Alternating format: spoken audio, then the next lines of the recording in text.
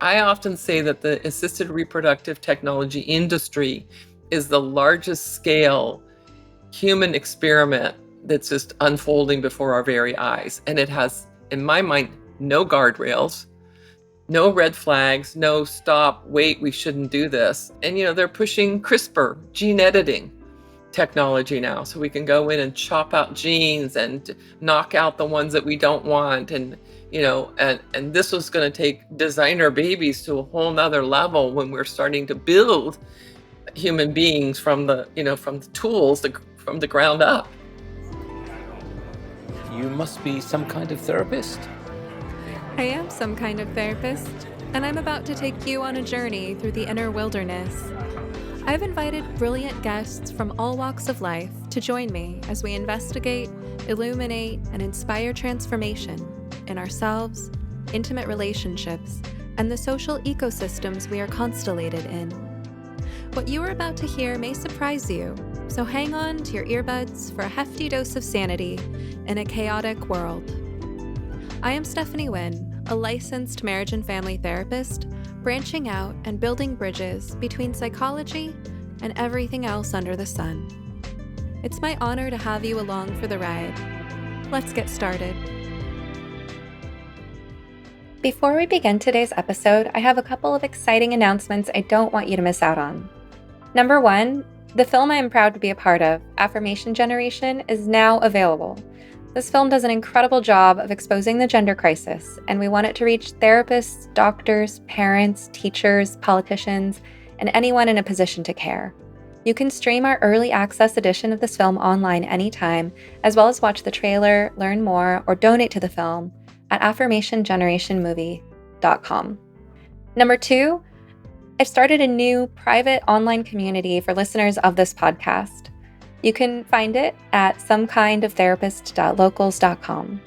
This new offering fulfills several needs. Over the past year, my reach has grown exponentially, and while it delights me to know that my podcast is now in the top 2.5% globally, the matching rise in the amount of emails and DMs I receive has been overwhelming. It's simply too much for one person to handle, and while I care about my listeners, staring at a screen typing words at them for free feeds neither my stomach nor my soul. I had to create some kind of filter to make my engagement feel sustainable and nourishing to me. And fortunately, this is exactly what Locals was designed to do for independent content creators like myself. When you join my Locals community as a supporting member for $8 a month, you get to submit questions that I will answer in members-only Q&A live streams. I'm also considering offering behind-the-scenes early access to new podcasts as they're being recorded. Plus, of course, you get to meet like-minded people who share your interests in an online environment that's free of ads, bullies, and trolls. With Locals, you also get to choose how much you reveal about yourself on your profile, so you can be undercover or out in the open. And you get to select whether your posts in my community are visible to anyone who drops by or only to other committed members. If you'd like to support me at a higher level, you can become a premium member for $24 a month, which allows you to privately message me, and I will prioritize responding to premium members' direct messages. I think this is a great solution that is designed to meet everyone's needs. Although we are just getting started and this community is currently small and new, we've already got some great people on board, including thoughtful therapists, concerned parents, and free-thinking, politically homeless people. Please come along and check out my growing community at somekindoftherapist.locals.com. You can get your first month free with promo code GRANDFATHER. Make the most of your trial membership by asking a question in the latest Q&A thread, and I will provide a live-streamed answer you can join me for or watch later.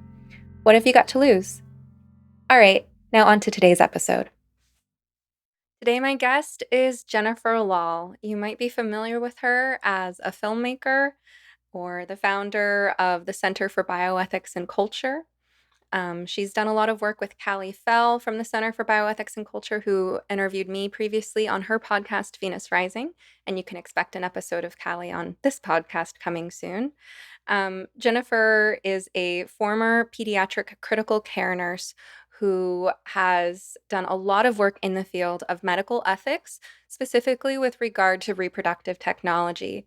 There are so many questions that I have for her today, so many directions this conversation could go, so I'm really excited to pick Jennifer's brain. Jennifer, welcome. Thank you, Stephanie. It's great to be with you. All right, so I was going over with you before we started recording your films, and I didn't realize you'd actually made 10 of them. Could you do Yeah. us a favor for those who might have heard of some of these films or might not have heard of them and just sort of go over what the films you've made are? Most of the films have been in the assisted reproductive technology space. So we made 2 films on egg donation in quotes. So we made Exploitation, and we made our first short, which was called Maggie's Story, the story of a woman up in the Seattle area who sold her eggs 10 times. We made 2 films on surrogacy, big fertility, and breeders, a subclass of women. We made Anonymous Father's Day, which is sort of a deep dive documentary into now grown up people who are here because of anonymous sperm donation.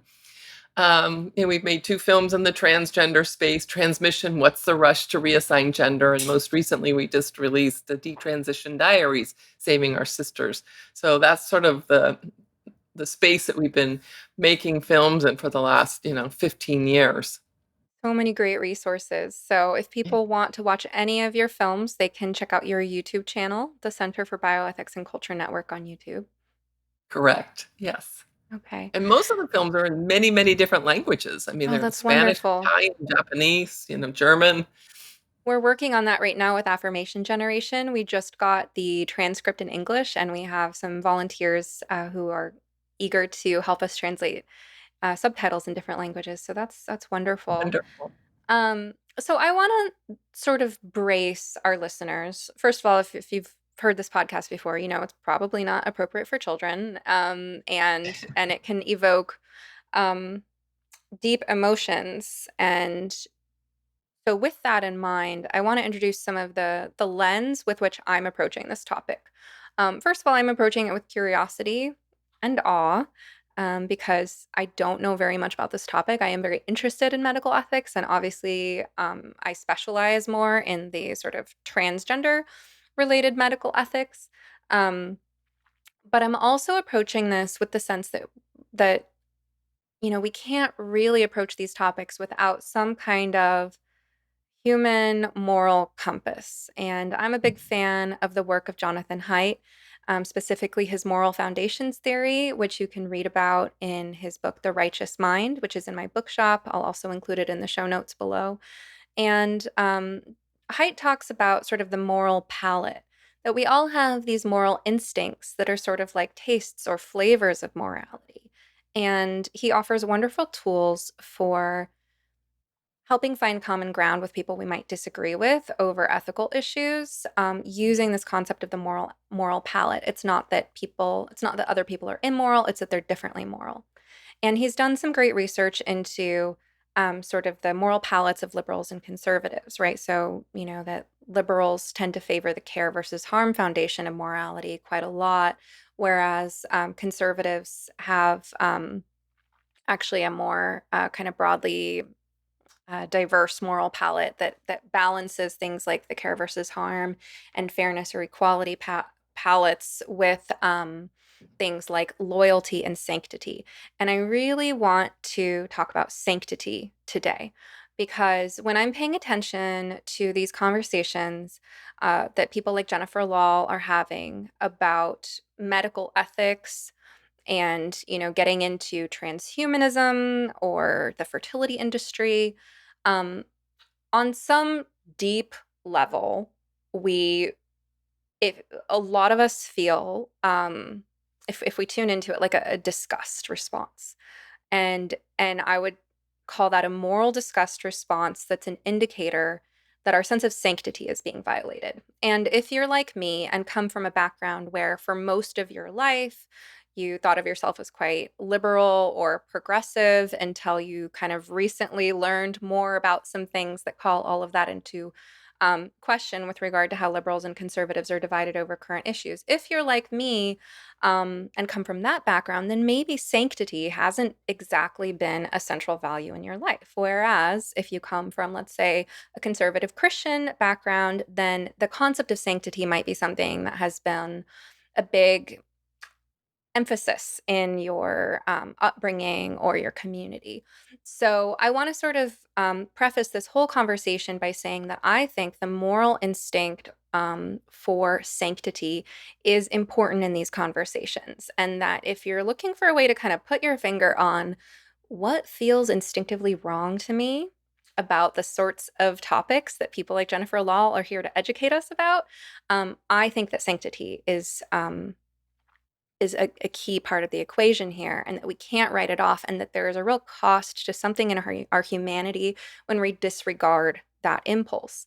The other thing I want to say to preface this conversation is that I am going to be speculating. I'm going to be allowing myself to free associate, to theorize, hypothesize, and I'm not committed to most of what I will say here today. I'm not sure that I'm going to hold these same views a year from now, and nothing I say is an indicator of what Jennifer believes, because she is a separate person. She's my guest. But I think that with the direction that things seem to be heading with some of these medical technologies that we're here to discuss, um, for me, it's important to allow myself to sort of theorize about what could be happening. That doesn't mean that I have evidence. It doesn't mean I know I'm correct. And so please don't hold me to it. That's what I ask of my listeners. So I want to say all of that up front before we dive in, because I know that Jennifer and I are going to get in some juicy and trippy and disturbing territory today.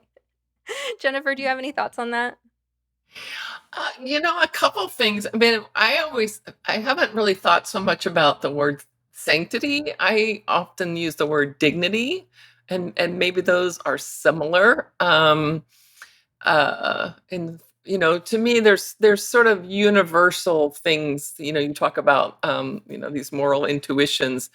I would think across all time, all space, all culture, there would be universal agreement on things that we would never do to another human person, because of their dignity. Like, we would never torture small children for entertainment. That's an extreme kind of example, but it's something that you kind of think, isn't that a universal thing that everybody would agree to, that would be morally wrong, um, robbing that person of their dignity, their sanctity. And then I guess one other thing I want to say, just sort of framing it, and it was one of the books I had to read when I was in graduate school. And my graduate program, my graduate degree is in bioethics, so it's a heavy philosophical, ethical theory kind of a training. So you have to read all kinds of ethical theories, because there's all kinds of ways that we decide what is the good and how do we know it. Kind of Aristotle and Plato kind of questions. And one of the books that I had to read in graduate school was put out by a couple of academics at Georgetown. It's called, their last names are Beecham and Childress. We used to call it the Georgetown Mantra. And they had their ethical theory, which was 4 pillars: justice, autonomy, beneficence, and maleficence. Justice is, doing things. Your ethics is framed by what is just. Autonomy, your ethics is framed around the fact that we are all autonomous human beings, and we get to decide, what we want done to us or not done to us. Beneficence, do good. And maleficence, non-maleficence, do no harm, sort of Hippocrates. And I guess the problem that we have in today's culture, society, is that we don't have any shared meaning to what is just, what is good, what is beneficial, what is doing harm. So in the trans debate, for example, one side says we're harming people if we don't affirm them. And the other side says, no, no, no, we're harming them if we do affirm them. And what does autonomy look like when you're dealing largely in the case of pediatrics, children? Because children are not, necessarily autonomous, because they're children. So that's just, I guess, some just things for us to launch off that help me when I'm thinking about what is the good, how do I know that it's good, and what does this mean to the dignity of the person, the individual. Yeah, well said. And I'll even sort of push back a little bit on autonomy. I'm curious if you've been following the work of Mary Harrington lately. Yes. Right, so she Yes. talks about the feminism. I'm not sure if I'm getting these terms exactly right, but it's something like the feminism of freedom, versus the feminism of care. And I've never heard anyone put it that way until recently, but it makes you think, when I listen to all these interviews that I've been listening to with Mary Harrington, I've been thinking like, yeah, who convinced us as women that our primary value was around autonomy? Not that our freedom isn't important. Of course it's important. I value my freedom. I'm not saying I want to be oppressed, but who convinced us and whose idea was it that should be our primary guiding value when actually so much of what it is to be a woman is to be a caregiver, to be a source of love and nurturance and support for dependents. Like how did love get I don't know, sent like down lower on our hierarchy of values? Um, so I just think it's interesting when I hear that there's any moral framework that says autonomy is, up here in our top 5 values, and something like love or care or attachment isn't, right? And maybe that sort of leads into one of your areas of expertise, right? So, which is surrogacy. So, as someone who knows very little about surrogacy, but I've been starting to follow these conversations, one of the most striking concerns about surrogacy that people like yourself are raising is what it does to the attachment bond between the mother and infant. Now, attachment is something that, therapists do study. We understand that mother-infant bond, it plays such a crucial role in laying a foundation for the mental health of the individual throughout their life. And you've been one of many people to point out that like there's a way that surrogacy has been sort of marketed to us as a culture, like it's an act of care and generosity and selflessness to help infertile couples or same-sex couples have babies. But what about that bond of care and nurturance that we evolved, not even just as human beings, but as mammals over eons, to form such a primary aspect of who we are? And I would say it's more pronounced in humans actually because of that, what they call the fourth trimester, because of how Mhm. infants are more dependent, human infants are more dependent on their mothers and for longer than almost any other species because of our brain size. So I'm wondering if we can sort of start with that, with you could lead with how you became interested in the subject of surrogacy, or just dive right into the middle of whatever you have to say about it. Yeah, I'll just dive right into surrogacy. You introduced me as a former pediatric nurse, and I'm like you. I know how important mother-child, maternal-child bonding is, and in any other setting in the hospital, the clinical, interface with your physician, your OBGYN, your pediatrician, everybody knows that that's important. And, when you are dealing in the hospital, as I was for so many years with sick children that have to be, separated from their mother, because they're hospitalized, we still do everything possible to, hospitals have very lenient visitation rules for mothers and fathers, because we know how important it is for that child and that mother to be together.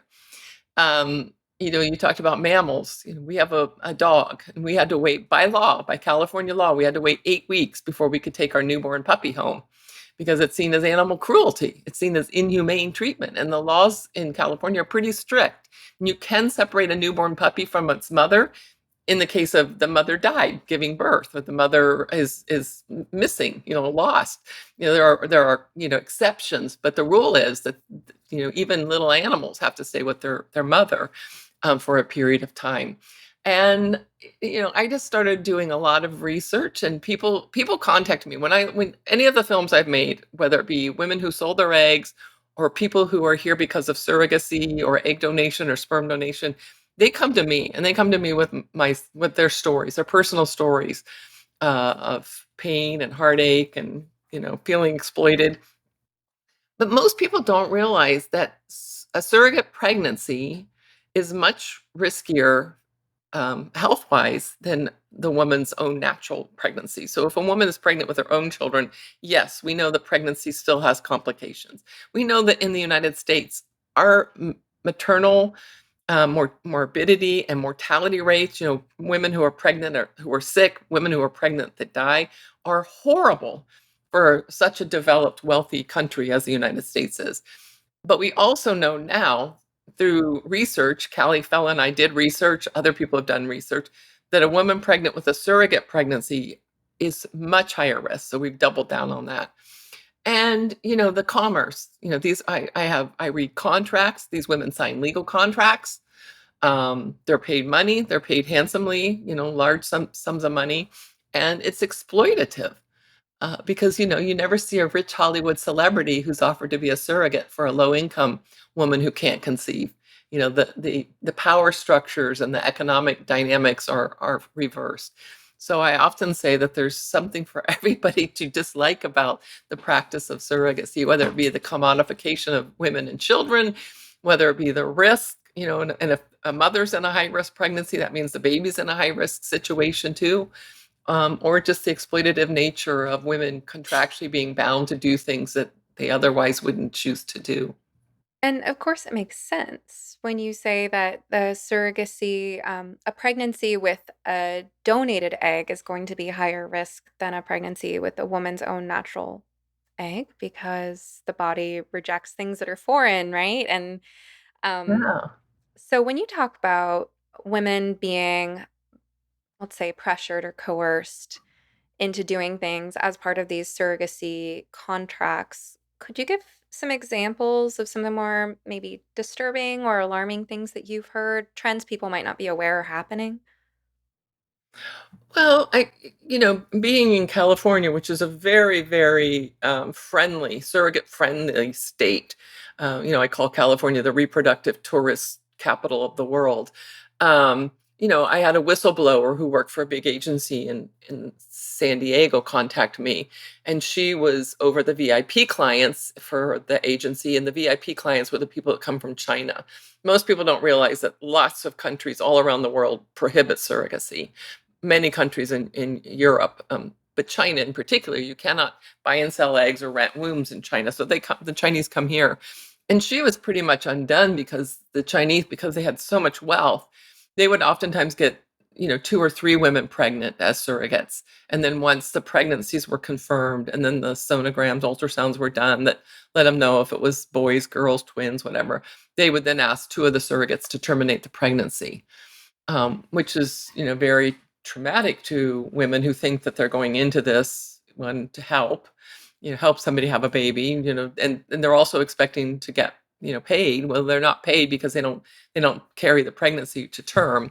So the way the contracts are usually structured is this payment comes throughout the 9-month pregnancy, and then at the very end, when the baby's born and the child is surrendered, they get the final payment. Um, we had two surrogates in California that signed contracts saying that they would reduce the pregnancy down if ever asked, or terminate the pregnancy. Both of these surrogates ended up being pregnant with triplets, and both of we call them IPs, intended parents, the people who'd hired the surrogates. Both of these couples asked the surrogates to reduce down the pregnancy. One wanted the pregnancy reduced down to a singleton, so one baby, so terminate two babies, and the other couple wanted the surrogate to reduce down to twins. Even though they'd signed contracts, when faced with that decision, they morally couldn't do it. The reason that they couldn't was because there was nothing wrong with the babies. The babies were all healthy. It was just a matter of, we don't want three, or we don't want two. So the surrogates had to scramble, get pro bono attorneys to help represent them, because most surrogates don't have the resources to hire a lawyer when they're in breach of their contract that they signed. So those are just kind of examples of things in my state. Most of the third world countries have prohibited surrogacy, closed their borders, stopped a lot of this from happening, because they did see women that were really impoverished, that were highly exploitative. In the olden days, before the market shut down in India, these women literally had to go and stay in sort of a compound with other surrogates for the 9 months of their pregnancy. So they had to leave their family, they had to leave their own children, Many of these women are illiterate. They have no idea what the contract says that they're signing up for. They don't even know how to write. They have to, sign their contract with a thumbprint. So it's much more exploitative when you look outside in the truly impoverished countries. And we see that in Ukraine right now. I mean, what happened during war and during COVID lockdowns? We had all these babies that were stranded. They couldn't be picked up, because people couldn't travel and because of either the COVID vaccination, I mean, the COVID travel bans, or because of war. Um, so it's just, it's very exploitative.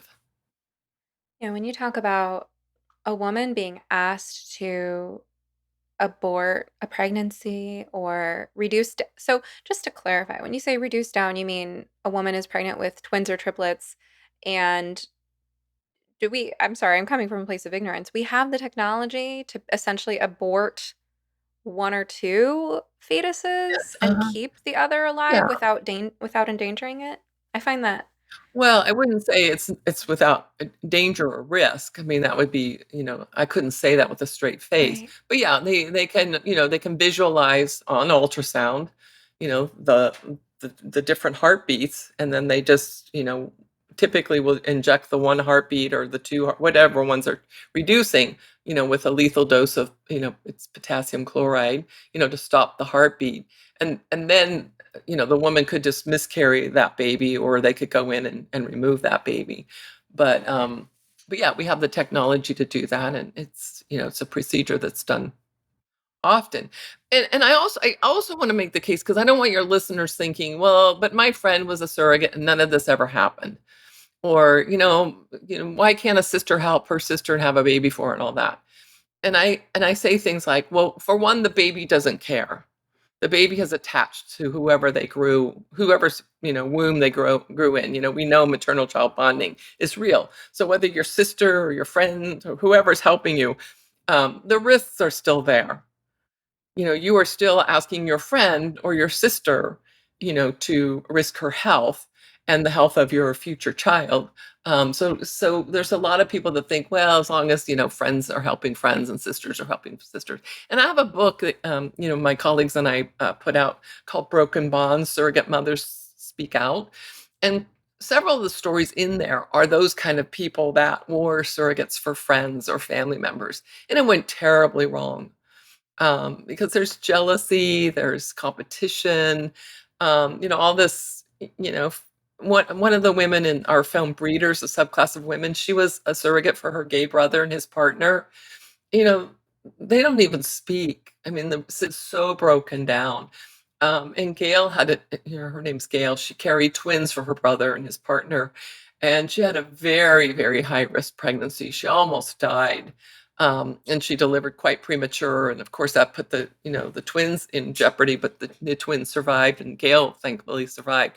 But it's a very broken family now because of you know go away now. We have our babies. We have what we want. We don't need you in the picture anymore. It just messes things up.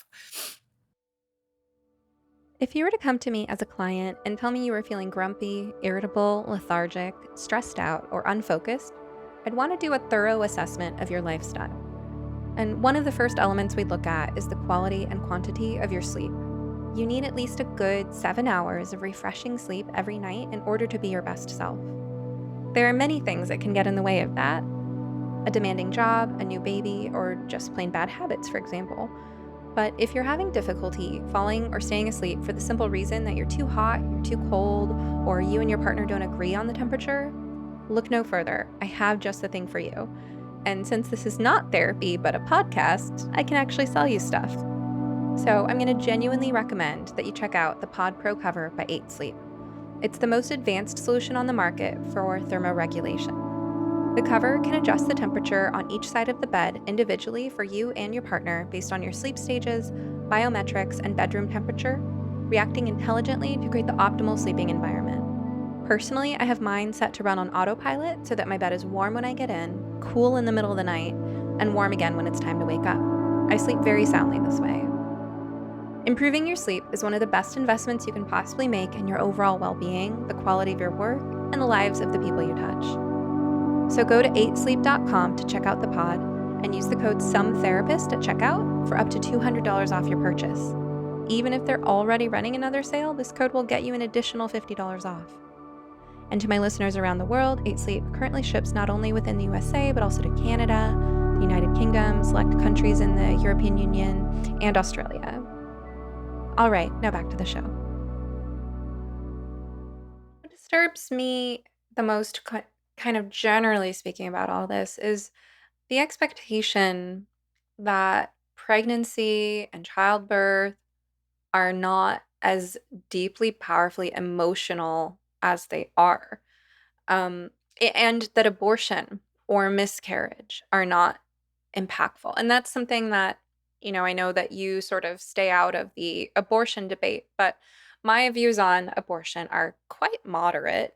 Although, no matter how fairly I express my reasonable and commonplace views, I will get attacked from both the left and the right. And um, the criticisms I receive from the left are that if I say anything critical or controversial about abortion, if I indicate that it's anything less than a stellar and easy experience or a no-brainer, then I'm like somehow colluding with people who want to take away all of women's freedoms. And the criticisms I receive from the right are that I'm too permissive of abortion. But my view on it is that it's a difficult decision. It's a really difficult experience, no matter what. And that it is a physical trauma, and that emotionally and spiritually, I think if anyone, when I hear people sort of downplaying the emotional and spiritual effects, I suspect dissociation or repression. I don't actually think it's as lighthearted as people treat it. So for me, I think there are plenty of women who could be quite progressive in their values, could be supportive of a woman's right to choose, but the assumption even that a woman who is pro-choice in her political beliefs should therefore always just be okay with ending a life that is growing within her, that should not be treated as something that is emotionally or spiritually painful as well as physically traumatic, just really baffles me. Now, you've also talked about the impact on future fertility of surrogacy, of buying and selling eggs. And this is another one of those things that I don't hear people talking enough about. And I'm just going to speculate here, as I warned listeners I would do. I spent so many of my fertile years just being afraid of my fertility. And I think women are sort of taught, we're taught for so many years of our lives because of the delayed age of childbearing compared to, let's say, 100 years ago. We're taught from a young age to be afraid of getting pregnant, right? And to try to prevent it and all of this. And I think for so long, many of us, generally young, healthy women, live in this sort of relationship where we're like, just if I could just put a lid on my fertility, that'd be great. If I could, we're afraid of it. We want to control it. We want to mitigate it. And then at some point it flips where, women in their 30s or 40s who want to get pregnant suddenly realize that this thing that they've not exactly taken for granted, but this thing they've been afraid of as being too powerful is now maybe not powerful enough. So I wonder how, what information are we missing about the impact on our future fertility of birth control, abortion, buying and selling eggs, surrogacy, all of these things where we're really kind of tampering with normal reproductive functioning in any way. And I know very little about that. So, and again, I don't expect you to get political with this by any means, but what do women not understand about how these things impact our future fertility? Yeah, and for me, I don't usually see this at all through a political lens anyway. I think because of my strong background in nursing, I see it through, health and wellness and how our body, biology, how our body works. I think one thing I'm always surprised is how little women know about their reproductive bodies. Their cycles and what's going on in their body at different stages of their monthly cycle.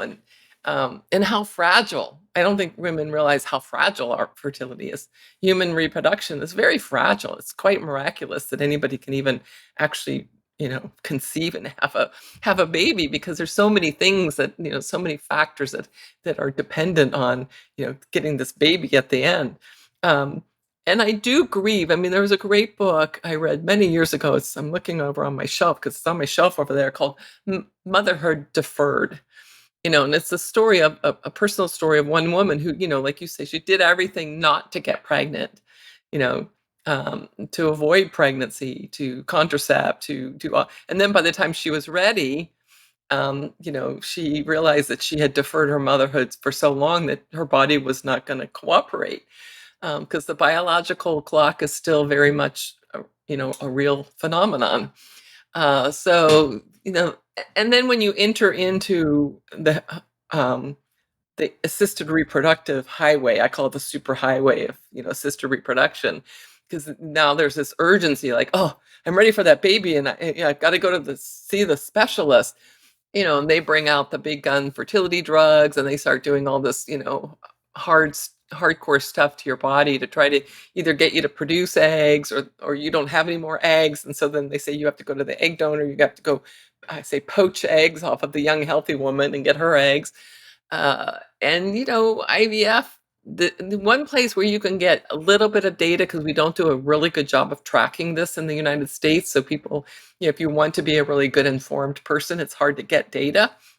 But the only place that will give you a little glimmer of data is the CDC, and they do an annual report on all the fertility agencies in the United States, and they're all required to report. The data is always about 3 years behind, because we complete a year, then the data is all collected, then the data is all analyzed, and then the data gets put out in a report. So it takes about 3 years. But overwhelmingly, hundreds of thousands of assisted reproductive IVF cycles are being done in America, and maybe 23% of them even end up with a baby, a live birth. So, and I've been checking that data and following it for about a decade, and it's not moved an inch. So as we've developed, new and improved techniques and new technologies and new ways to make babies through assisted reproductive technology, we're not seeing, the outcome really improve. And fertility drugs and all of this is not without harm. It's not without harm. And now that we've been doing it long enough, we're even seeing research coming out that children created through these techniques are not without risks and may be put in a higher risk category for certain problems. So, Okay, but we're tell learning us as we more about go. that. It's a live experiment, that we're doing on Yeah. women and future children, you know. So, what do we know currently about the impacts on children created through these means? Well, we know that some children. Well, here, let me start with what we don't know. We don't really know why, right? We don't know why we're seeing children having um, complications. The reason we don't know that is because we can't separate if whatever we're seeing is because of the technique, like what we're doing in the laboratory, the actual, human making, or is or is it because we're taking a couple who wouldn't otherwise be able to conceive, and we're forcing them to conceive. So whether you mother nature, whether it be evolution, whatever, something is wrong, and I hate to use the word wrong because there's nothing wrong with people that can't have children, but there's something that's making them not be able to have a baby, and we're ignoring that. And so we're overriding it through, this forced assisted reproductive technology techniques. So we don't know yet if what we're seeing is because of the technique or the couple or a combination of both. But we are seeing, certain genetic illnesses. Children created through assisted reproductive technology have higher, genetic illnesses. There's been some noise about children conceived through assisted reproductive technology and, cancer risks. Um, I don't think it's founded. I have seen some people making the case that autism, because we've seen so much increase in autism as we've seen so much increase in assisted reproductive technology, but I don't think that that's been really in my mind, proven, but I'm not willing to say it's not something that we should wonder about. So yeah, and this is all part of the informed consent. It's gonna, the average take-home IVF baby in the United States is about 6 figures. I mean, this is very expensive. It's very expensive, high fail. People either have economic resources or have a little bit of insurance that covers some of this, but it's very expensive. And we make and this is how I got involved in the trans issue, because I found out that when children are offered, you know, affirmation therapy, they're offered fertility preservation, because we know that we're going to destroy their very fragile fertility and destroy their fertile bodies by putting them on cross-sex hormones and blocking their puberty and surgically removing. I mean, if you're a woman and you surgically remove your uterus and then one day you're going to want a baby, you're going to have a surrogate, or you're going to have to be partnered with a woman who has a uterus. Or now trans people want uterine transplants, Gosh. It's so disturbing to me that that we have an innate ability to do something for ourselves, and that a combination of culture and industry is coming along to really push us in a direction of being reliant on industry and money and technology to do that for us. So this brings up for me the idea of Chesterton's fence, which I first learned about through Dark Horse podcast, Brett Weinstein and Heather Hying. This idea that, and I'm going to butcher the story, I'm sure, but basically, two people are walking through the woods, and one person finds a fence, and they're like, "What's this fence doing here? It doesn't look like it's doing anything. Let's get rid of it." And the other says, "No, you need to find out exactly what that fence is doing there before you know whether or not you can afford to get rid of it." And it's like when we tamper with nature, another saying from those two is, welcome to complex systems, right? You never know what all ripple effects you're creating. And with something that evolved over such a long period of time. I mean, sexual reproduction in organisms evolved way, way, way before even mammals, and then what to speak of Yeah. humans. When you tamper with something so fundamental as, what happens when a small gamete meets a large gamete, and like in a natural environment where they evolved to combine together and do their own thing. When you take that and put it in a laboratory, or take any part of that and put it in a laboratory, do you know what all you're affecting?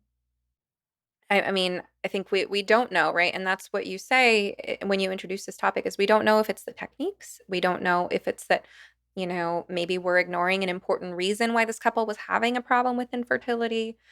Um, but speaking of things that are stranger than fiction, I wanted to pick your brain about artificial wombs. Yeah. So this video recently made its rounds on the internet, going viral, about ectolife, the world's first, Yeah. at least proposed. I don't think it's there yet, but demonstrating this very sci-fi sort of like, I don't know, what would you call it? Like warehouse of baby making machines. Um, and, when it gets to that point where I see that there is an agenda here on the part of Mm. some like technocrats who would love to just control every aspect of human reproduction, to take it out of our hands completely and make us 100% reliant on this technology. Um, for me, again, coming back to that moral instinct of sanctity, it raises really fundamental questions about like, what is human life?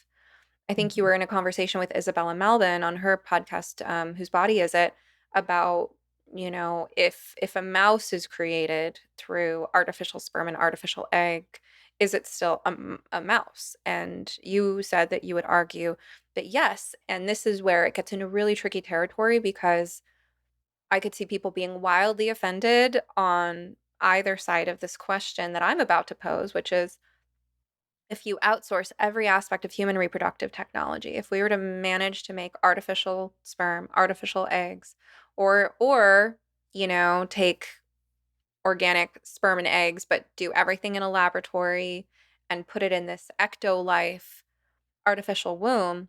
Well, now you're taking, again, Chesterton's fence, you're taking away the fence that we don't know all the reasons that fence is there. We do know some of them, but taking away that most primal human experience of gestating in a womb and being part of a mother, being part of Mhm. your mother and having that bond. If you take that away, are we still human? And there's a part of me that shudders, like, I actually don't know. I'm kind of afraid. My moral instincts tell me to be afraid of what kind of humanoid creature would develop in that condition, because if you have human DNA and you manage to become a viable human life, but you lack an attachment to a mother and you've never known that, are you capable of love? Are you capable of normal human emotional functioning? Or have you at that point become some sort of emotionless cyborg? I don't know. And again, I warn people I'd be speculating, right, and operating from instinct here, but these are the kinds of questions that we're living in an era where we have to face them, right? Right, right. Well, and when I was on Isabella's show, we also talked about the new proposal to use brain dead women as surrogates. So we could gestate, these babies in a brain dead woman. I was in graduate school at the time that we cloned Dolly the sheep. So Dolly the sheep, although she was created through a technique called cloning, and we're on the cusp of cloning human beings. We already have the technology. She was still a sheep. um, Now she had all kinds of problems, which was why she had to be euthanized at a very young age. So she was, injured, compromised, defective, whatever you want to call. And again, why is that? Was it because of the cloning technique? I don't know. We don't even know when we see that there's problems. We don't even know like what is causing those problems. So I worry about those issues too. Gestating babies. We're really close to gestating human beings in artificial wombs. We're already doing it in animals and have been for quite some time. We're already doing uterine transplants in women. We haven't, crossed the Rubicon and done the uterine transplants in male bodies. But I can see that will be something that will come soon. What will that mean for the children that are produced out of artificial wombs, out of uterine transplants in male bodies?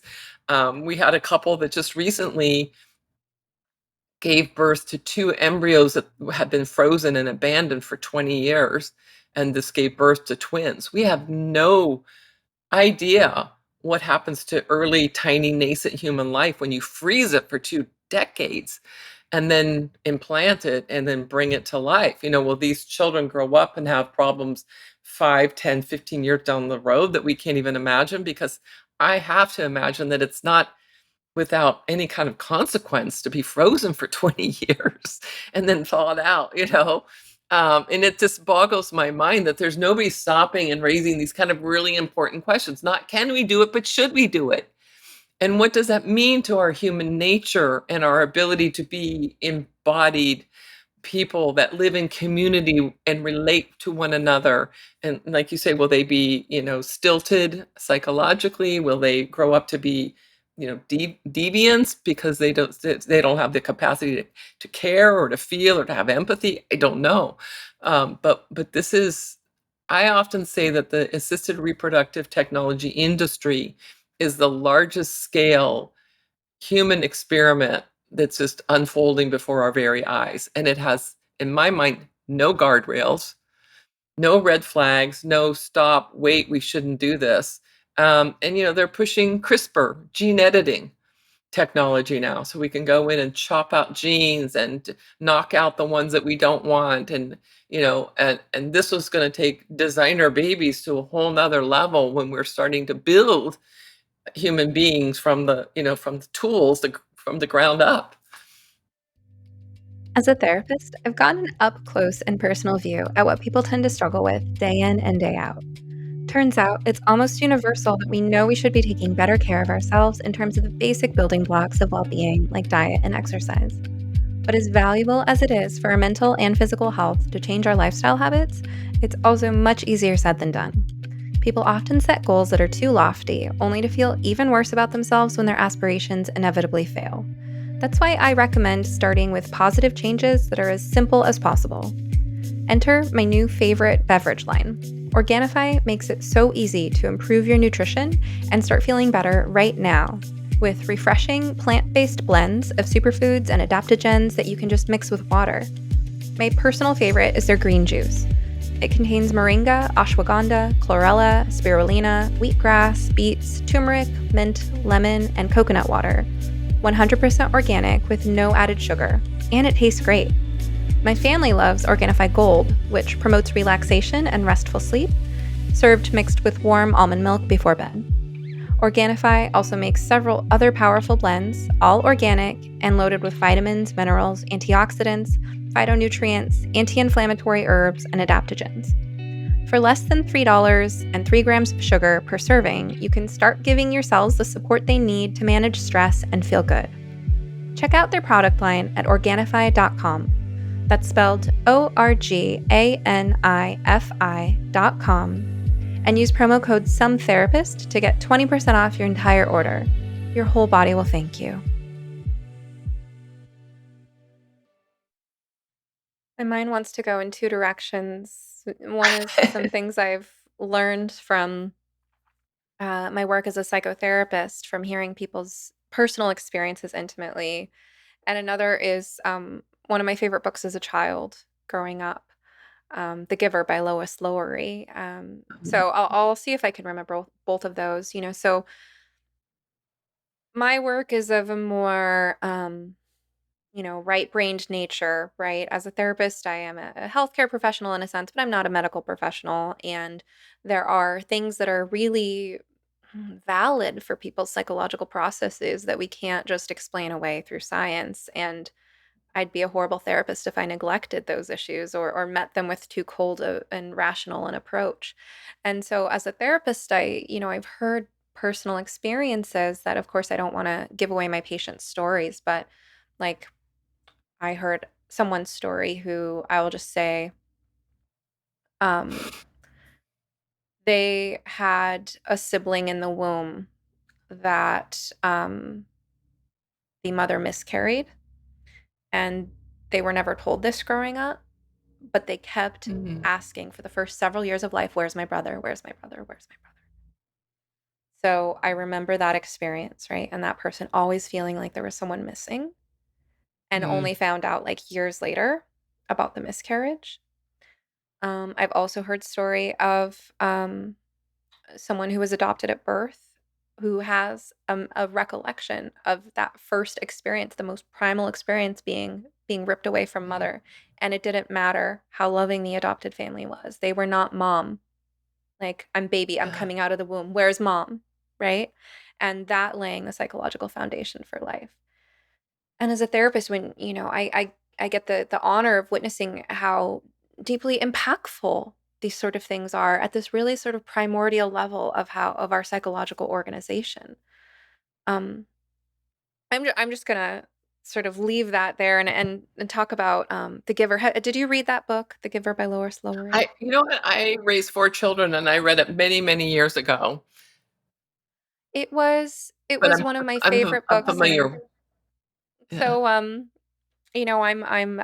as Eliza Schlesinger would say, I'm an elder millennial. So I think people of my generation probably remember this book. I think I read it in fourth grade. It was one of my first sort of Mhm. novels that I read, and it depicts a futuristic world in which people have managed to more or less eliminate suffering. And they've done this by creating this sort of very organized utopian society where um, everything is very structured.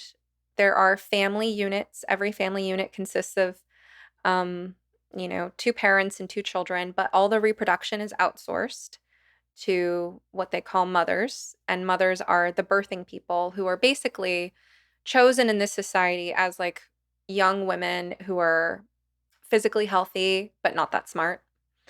Mhm. Because in this society, I think it's like the age of 12 or so, a child has been watched by the adults in the society for their whole life.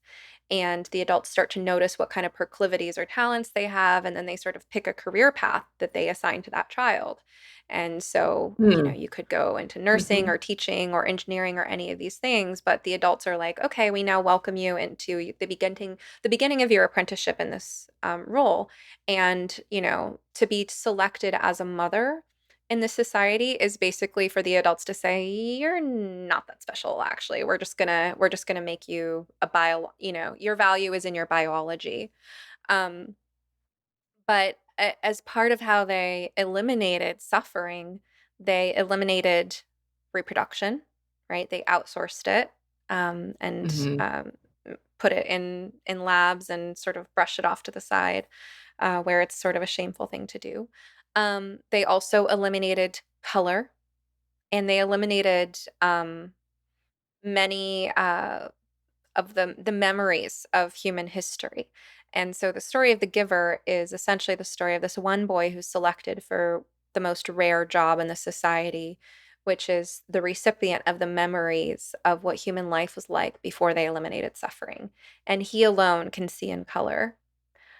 He alone can know what it feels like to be caught out in the cold shivering, but also he alone has the memory of what snow was like and what love and lust was like. So for everyone else, part of the ritual of this society is that when children, who of course are grown separately by the mothers, are assigned to their parents, they're growing up, part of their sort of daily ritual is the parents ask, did you have any dreams last night?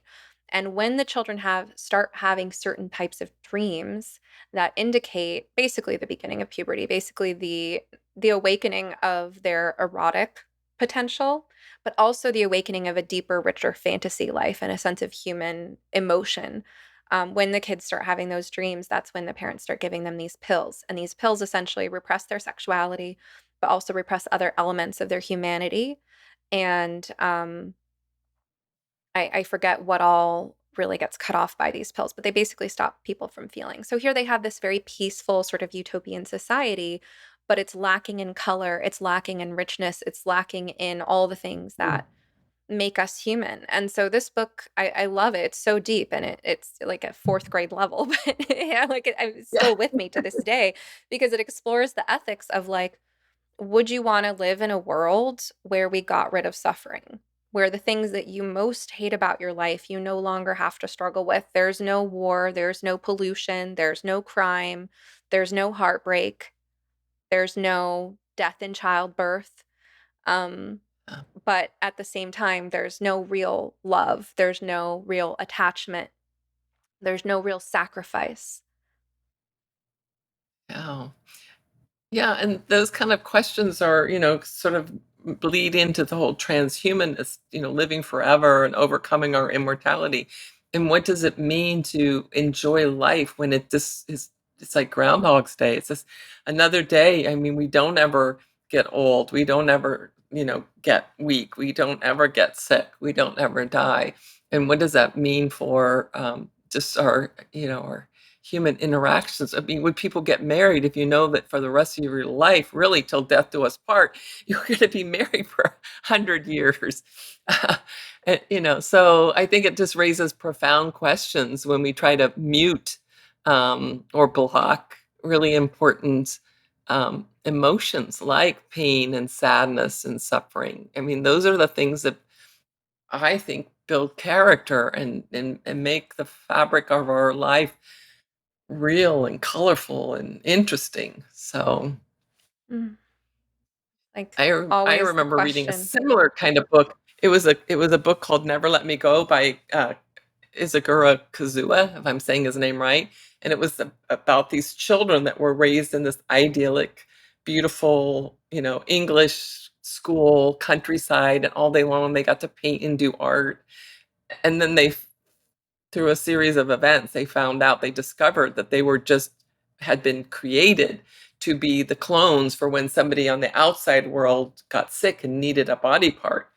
And so, they realized that they were just, a means to somebody's ends, and that what they thought was such a wonderful, charmed life was in fact a nightmare.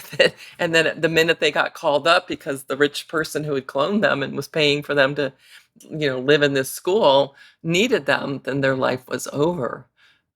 So Speaking of body parts, in your conversation with Isabella Malbin, yeah. she asked you a question that's actually been on my mind. I guess she said someone contacted her on Instagram with this question, but I posted on Twitter similar questions, and some people said, "Yep, this is exactly the sort of question we should be asking," and some other people said, "You're a crazy conspiracy theorist."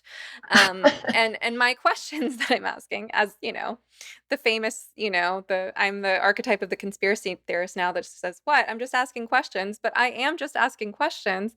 And it's apparently a question that's on a lot of people's mind right now, which is what is happening to all that extra tissue, right? I know you've said that there are, like, I guess at this point, like millions of these reproductive gametes and these embryos being stored in places. I know there's a connection here with stem cell research and technologies.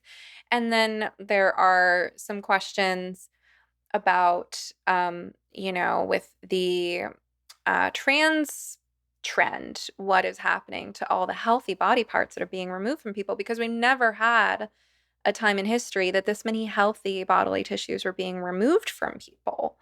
Generally speaking, if you look at 20 years ago, whose breasts were being removed? Cancer patients. They were typically older women, with unhealthy breast tissue that needed to be removed. So now we're taking all these, girls just, a few years into puberty, removing their breasts, very healthy, young, viable breast tissue.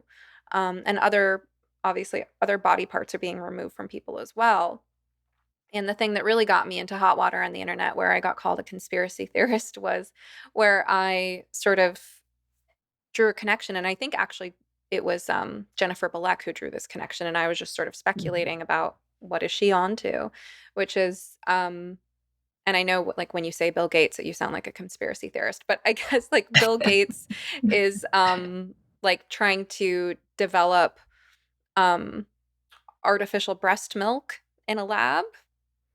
And again, it's one of these things that's posed as being like good for humanity, right? Because there's a shortage of baby formula and some women can't breastfeed, or so I'm thinking, okay, so there's a lab making artificial breast milk. Like, how do you synthesize breast milk? Is that something that you need breast tissue to create? And I started picturing some really kind of horrific and grotesque things about what these labs might actually be doing. And, like, so I certainly don't mean to pull you into guilt by association and throw you under the bus and get you called a conspiracy theorist for just talking to me about these questions. But you did say when you talked to Isabella Malbin that that was something you thought you might research a little further. And I was just curious if there is anything you've come across around these, like, bizarre connections that could be happening between these sort of transhuman technologies that people are developing and the healthy bodily tissues that are being removed from healthy young people.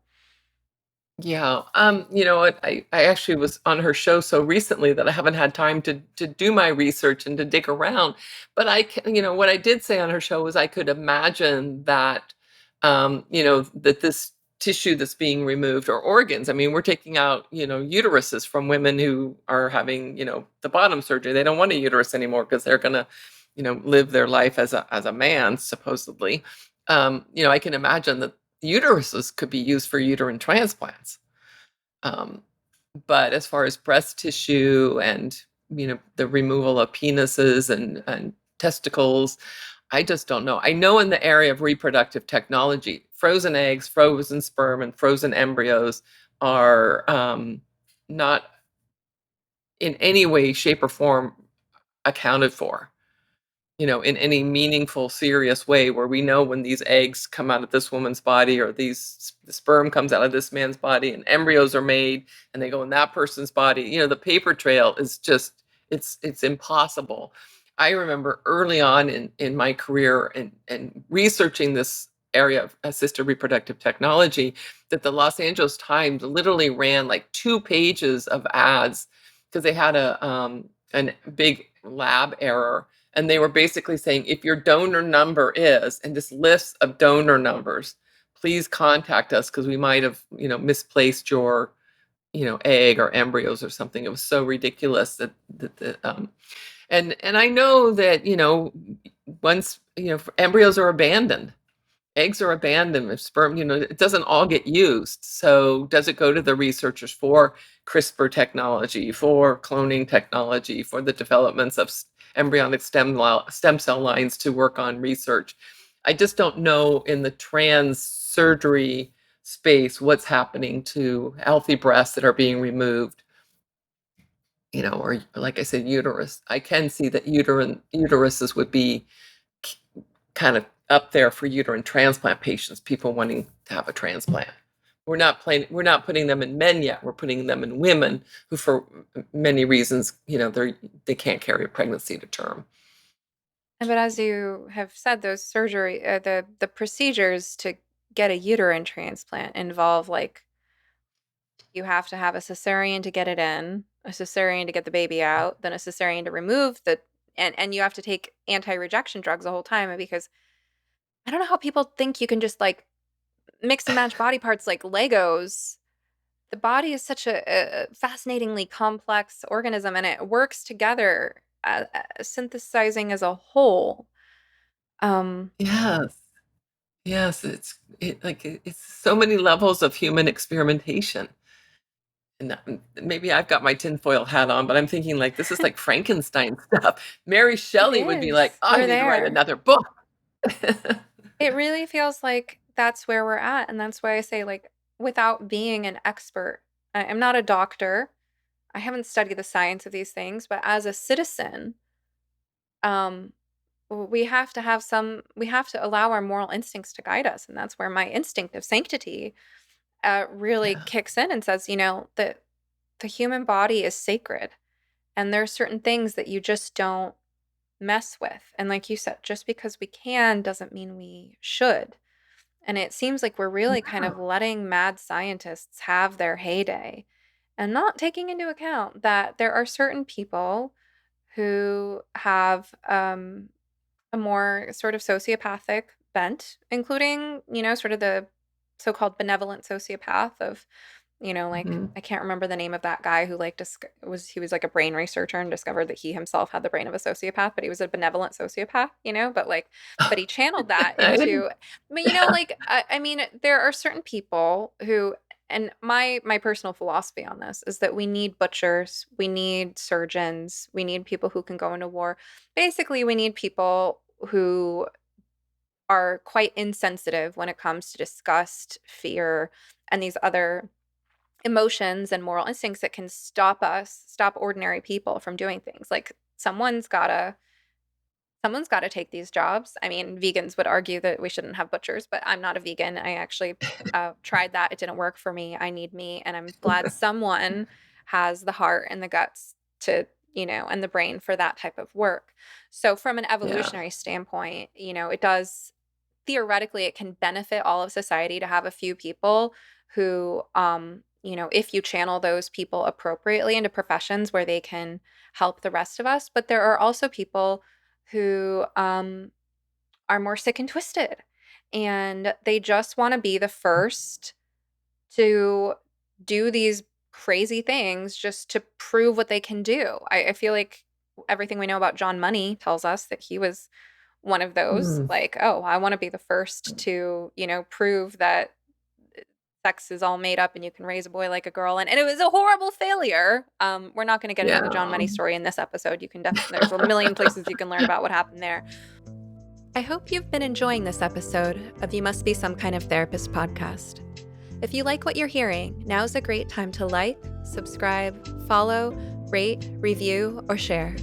You can also support the podcast by visiting sometherapist.com/shop, where you will find goods and services I have personally curated to support your well-being and enrich your life.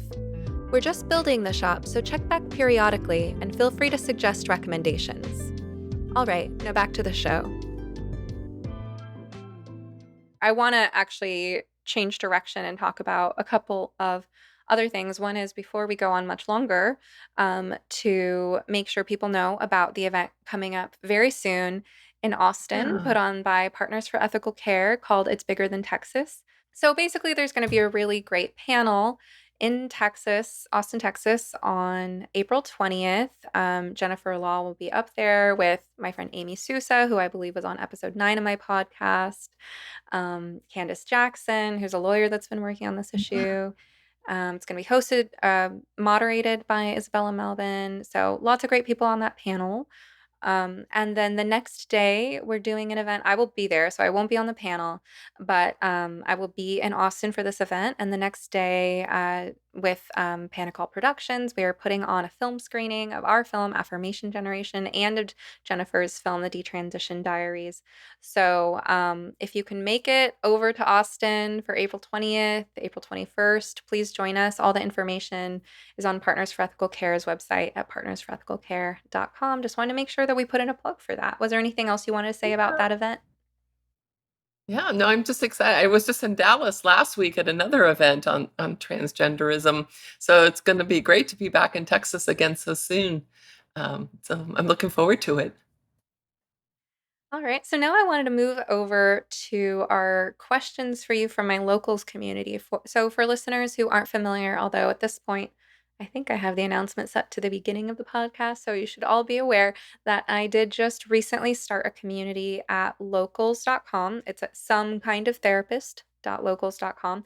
Locals is set up as sort of the ideal infrastructure for someone like me where I've got several thousand people at this point following my work, and I get a lot of outreach, more outreach than I can keep up with through things like emails and DMs. And so I really created this locals community as a filter to protect my sanity so that I don't spend all day every day just typing messages at strangers on a screen for free.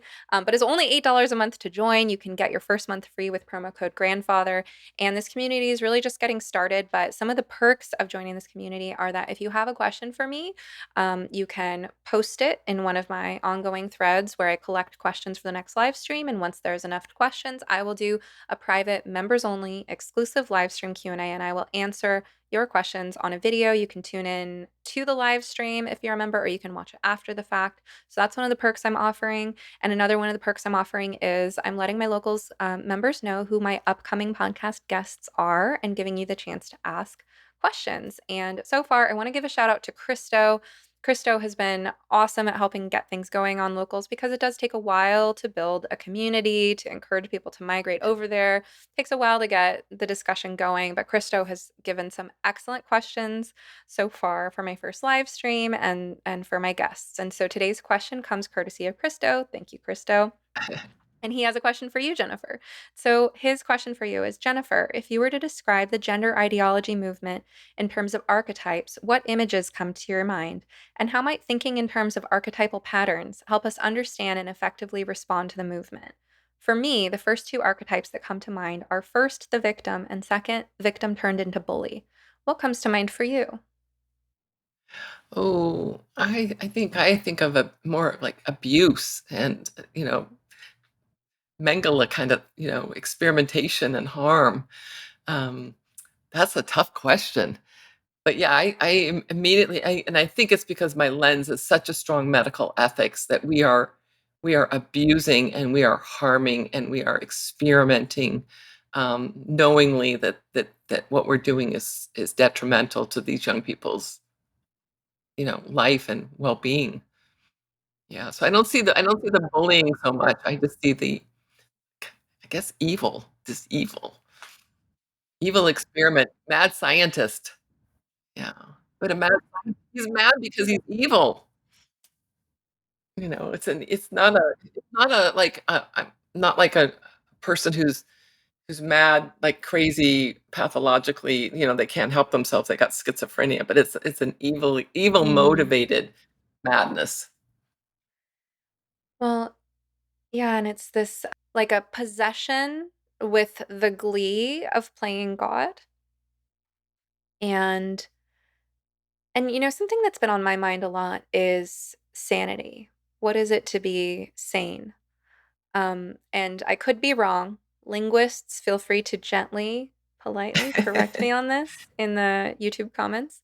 But I believe that sanity comes from the same root word as like sana in Spanish means cleanliness, right? And then we have Yeah, the word sanitation. sanitary, right? Uh-huh. And it's not too far from sanctity. I'm not sure if those are connected, if you really look into like sort of the linguistic origins of those words, but I do think there's a connection between sanity and sanctity. And, not everything, um, not everything that's not blatantly insane would necessarily qualify to my mind as being sane. I feel like there's a lot of middle ground, a lot of gray area between like what I would classify as truly sane, sanity as a virtue, as the presence of sanity, right? Rather than just the absence of insanity. There's like sanity itself, and then there's a long way to go before you really reach the outer limits so that where you could truly call that insanity. But I've been thinking about Yeah. what is sanity. And that's where I think we have to have some sort of moral guiding principles. Like and there are things that I think you and I would agree on that most people 20 years ago would agree on that, growing up I sort of took for granted that most people agreed on, that are now being called into question about, what we Yeah. should and shouldn't do. Um, and so when you talk about the mad scientist and you say not mad as in insane, well, it's not sane though, right? It's not, maybe it's not insane as in not psychotic, not like hallucinating or not delusional, although you could say there are delusions of grandeur, like Yeah. playing God, Yeah. right? But there's missing a quality of sanity, a quality of being of sound mind, of virtuous and clean and clear sound mind, to be able to think things through Mhm. where one's ethics are integrated into their thought process. Yeah. I have to that's a tough question you threw at me. On, Christo's question. like yeah, like the images that come to mind and Hmm. but uh, I just get undone when I see doctors doing things that are wrong and harmful. Hmm. Mm. Yeah. Well, and this is where I find, again, like circling back to Jonathan Haidt's work, I find it so valuable because he poses questions, such as, for example, if two siblings want to have sex and there's no STDs and there's no pregnancy, there's appropriate contraceptives or whatever, um, how is that wrong? Right? And as Mhm. well as for people who eat meat, would you eat a dog? I mean, they do in other parts of the world, right? But like as Americans in a dog loving culture, it violates our moral instinct to feel like, well, no, you just don't eat dogs because dogs, they're like family, right? And so all Mhm. these questions, and I would certainly recommend reading his book, The Righteous Mind, or going to yourmorals.org, where there's Mhm. some great Mhm. sort of quizzes to help Mhm. people reflect on their own morality. I do think that these kind of questions guide sanity. And I think maybe because we live in the era of the mad scientist, people are so like, I think there's kind of this mentality of no limits where, like, if something is scientifically plausible, why shouldn't we have the freedom to do it? And it's like, you can't necessarily always just give a rational answer for that. You have to have some guiding moral instinct. But I think I'm just here to say that maybe that's okay. Like, maybe it's okay to have an emotional or spiritual limit to what you're willing to accept. Mhm. Yeah, and ethics is always about drawing lines. And, whether it be a fence that has a purpose there, if you cross that fence, you're going to be harmed or do something. But yeah, I mean, so and that's where we can agree. Where do we draw those lines? And to me, I like knowing where the boundaries are. And I like the brighter the line, the better. Because then it's very clear versus we live in all this ambiguous ambiguity, gray zones. Can we? Well, we have the technology. Should we? Um, so I spend way too much of my time thinking about that. What is the good? How do we know it? And how do we explain what we believe to be good to others so that they kind of go, yeah, I get that. I agree with that, versus what we find ourselves in today. No, we're, we have this radical autonomy. It's my body, it's my choice. I can do whatever I want. If I want to chop off my breasts and have a phalloplasty, that's going to make me feel better. I have the money. We have the technology. So we have a conflict in today's culture because we don't agree on the lines, and we don't agree what's good, and how do we know that it's good? And it's good meaning it's right. And part of living with limits is, accepting that these are really difficult decisions, right? That we can't just Mhm. allow freedom and possibility to be our guiding values with everything. I mean, as exhilarating as it is to have a sense of like venturing off into the frontier and anything being possible, um, there are there are real limits and consequences to everything. And I wonder if part of what's standing in the way of our accepting that as a culture is our tendency to deal very poorly with grief. Like, Mhm. I think our culture doesn't deal well with limits or with grief or with death, really. We like push death Mhm. away. We don't we push aging away. I mean, like look at what's happened to Madonna, for example. Um and so there's this whole side of life, which is death and dying and aging and limitation. Um, Sort of archetypally, Suffering. actually, since Christo asked about archetypes, sort of the archetype of Saturn, the sort of the figure of the old man, the wisdom and the limitation. Um, so I think that culturally we have a lot of resistance to dealing with those things that are such a part of life, that are heavy but that make it meaningful. And by the way, there's a beautiful song that honors this archetype. It's called Saturn by Sleeping at Last, one of my favorite musical artists. Um, and I think that like the fertility question is so hard because who are any of us? Who am I? Who are you to tell a couple that is struggling with infertility that really wants a baby, like, sorry, no, you can't have one. Just because your body is saying no. Your body isn't doing this. And Mhm. we think that you should accept the limits of your body and what your body is telling you rather than try to force it through artificial means. Um, who is any of us to say that when someone really, really wants something? I mean, that's a great question, but at the same time, is there is the desire to keep trying and keep pushing nature's limits, is that really all just a very complicated way of avoiding grief?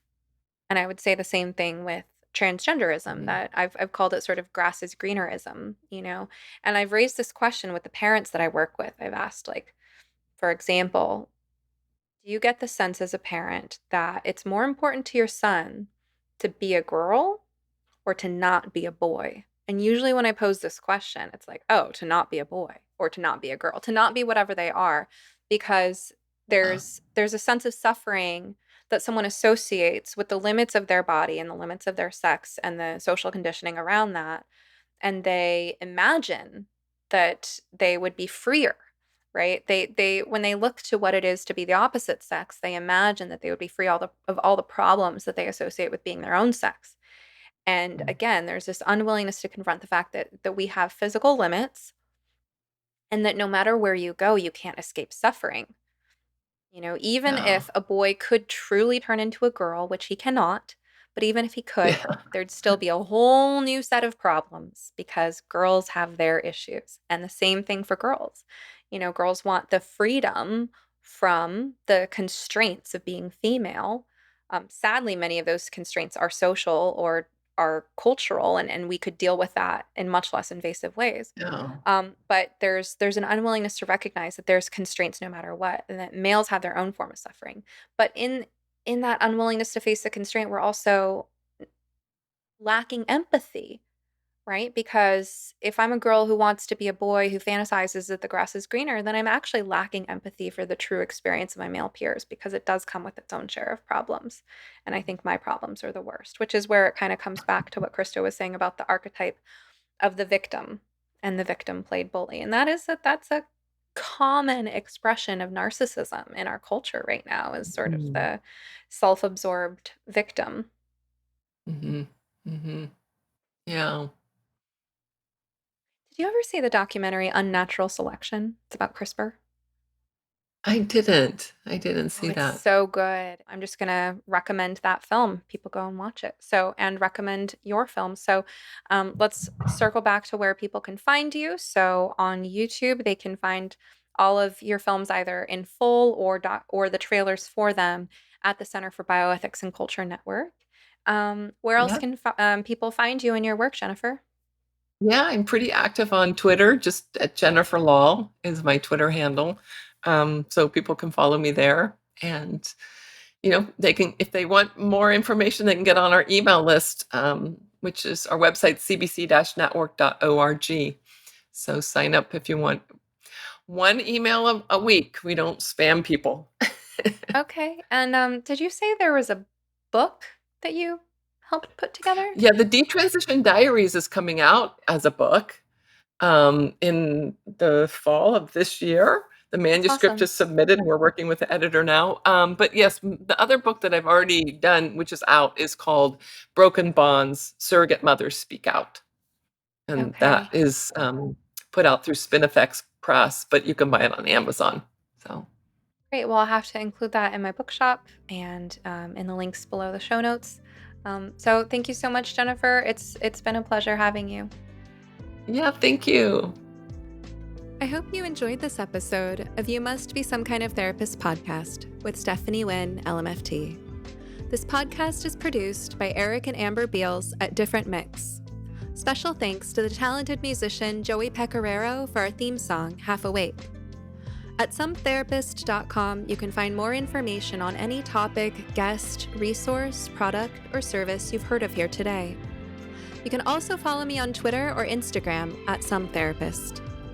If you would like to ask a question, suggest a topic, be a guest, or invite me to speak, you can email us at hello@sometherapist.com. You can also send us a voice memo with your question, and we just might play it. Of course, just because I'm some therapist doesn't mean I'm your therapist. This podcast is not a substitute for medical advice. If you need help, ask your doctor or browse your local therapists online. And whatever you do next, please take care of yourself. Eat well, sleep well, move your body, get outside, and tell someone you love them. You're worth it.